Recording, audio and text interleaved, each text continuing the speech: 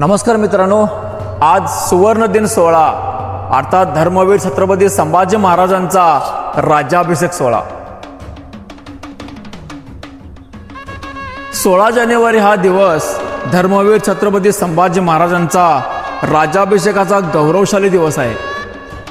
छत्रपती शिवाजी महाराजांनंतर स्वराज्याची धुरा सांभाळणे हे सोपे नव्हते, पण संभाजी महाराजांनी ते मोठ्या धैर्याने स्वीकारले।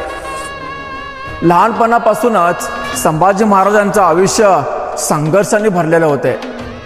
आई साईबाईंचे लहानपणीच निधन झाले, मोगलांकडून बालपणीच कैद झाली, तरी त्यांनी शिक्षण, शौर्य आणि स्वराज्यनिष्ठा कधी सोडली नाही।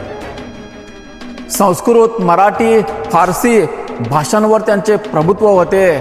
ते केवळ योद्धे नव्हते, तर एक विद्वान राजे होते।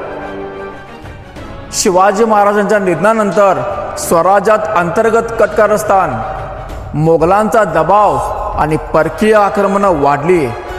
अशा कठीण काळात 16 जानेवारी 1681 रोजी रायगडावर संभाजी महाराजांचा राज्याभिषेक झाला।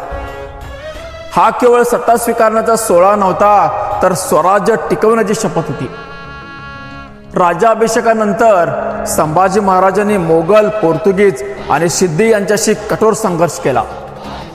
स्वराज्याची 1 इंच भूमी शत्रूला देणार नाही, ही त्यांची ठाम भूमिका होती। संभाजी महाराजांचा जीवन प्रवास सांगतो की खरा राजा तोच असतो जो संकटापुढे कधी झुकत नाही।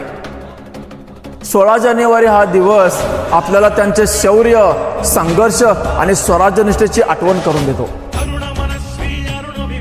सर्वांना धर्मवीर छत्रपती संभाजी महाराजांच्या राज्याभिषेकाच्या हार्दिक मंगलमय शुभेच्छा।